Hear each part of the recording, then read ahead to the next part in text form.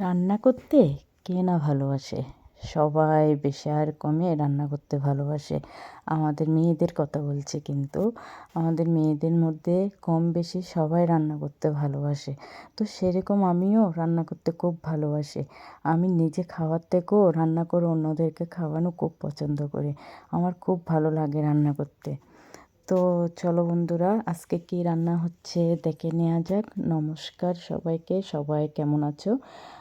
আশা করছি সবাই ভালো আছো। তো আমি আবারও আরেকটা আজকে রান্নার ব্লগ নিয়ে তোমাদের মাঝে হাজির হয়ে গেলাম।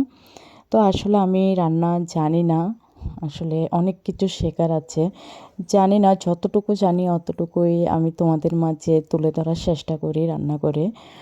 তো আসলে আমি আজকে নিরামিষ আইটেম নিয়ে হাজির হয়ে গেলাম তোমাদের মাঝে। দেখো, আমি প্রথমে ফ্রাইড রাইসের জন্য সব কিছু ভেজে নিলাম। সবজি সব কেটে ধুয়ে ভেজে নিলাম। তারপর আমি চলে আসলাম একটা রান্নাতে। এটা হচ্ছে আমাদের কাশ্মীরি বলে, জানি না কে কী বলে, তবে আমরা কাশ্মীরি বলি। এটা ইস্কনরা বেশি খায়, যারা নিরামিষভোজী তারা বেশি খায়। আমার খুব ফেভারিট এই জিনিসটা, আমার ছেলেরও খুব, আমারও খুব পছন্দের। তারপর এদিকে আমি পনিরটা একটু ছোট ছোট করে কেটে নিচ্ছি, এটা ফ্রাইড রাইসের মধ্যে দিব। কেটে আমি এবার একটু এটা তেলের মধ্যে ভেজে নিচ্ছি। ভাজা হয়ে গেলে তারপর আমি এটা তেল থেকে তুলে নিচ্ছি। এই দেখো, আমি সব কিন্তু এক জায়গায় রেখেছি। এবার এখানে আমি কাশ্মীরিটা বসিয়ে দেব। তো কাশ্মীরিটা আমি এবার বসিয়ে দিচ্ছি। এখানে আমি সাম্বার দিয়ে দিলাম, যা যা লাগে আর কি। কালো জিরে, একটু এলাচ, একটু দারুচিনি, তেজপাতা, এগুলো দিয়ে আমি তারপর লঙ্কা গুঁড়ো, হলুদ গুঁড়ো, জিরা গুঁড়ো, এগুলো দিয়ে আমি আগে একটু কষিয়ে নিলাম। তারপর আমি টমেটো দিয়ে দিলাম। এটা টমেটো দিয়ে খুব ভালো লাগে খেতে।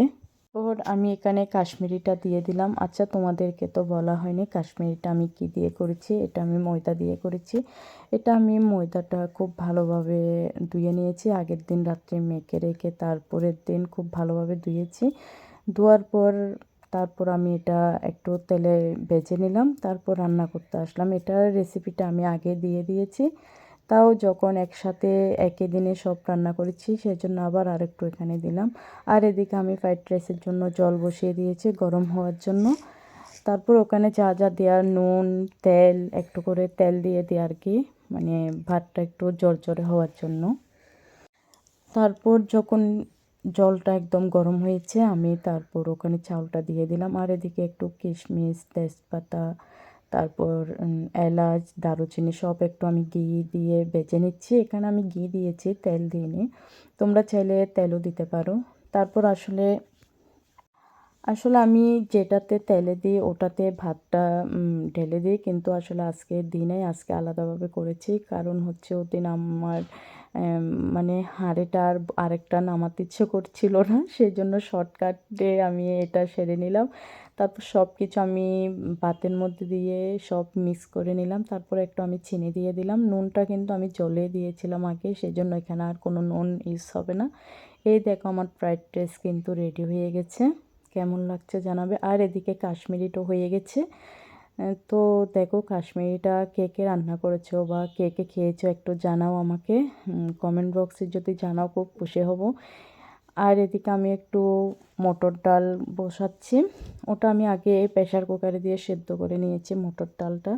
তারপর আমি একটু সাম্বার দিয়ে দিচ্ছি, কালো জিরে, তারপর হচ্ছে আদা দিয়ে দিলাম, তারপর লঙ্কা গুঁড়ো, হলুদ, যা লাগে আর কি। তোমরা তো জানোই মটর ডালটা কীভাবে রান্না করতে হয়।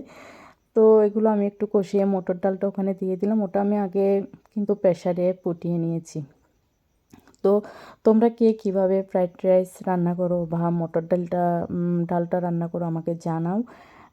আমিও একটু শিখি তোমাদের মাঝে। তো আমার রান্না কেমন হলো, দেখতে কেমন লাগছে জানাবে। জানি না রান্না করতে পারি কি না। আজকে এতটুক, টাটা সবাইকে।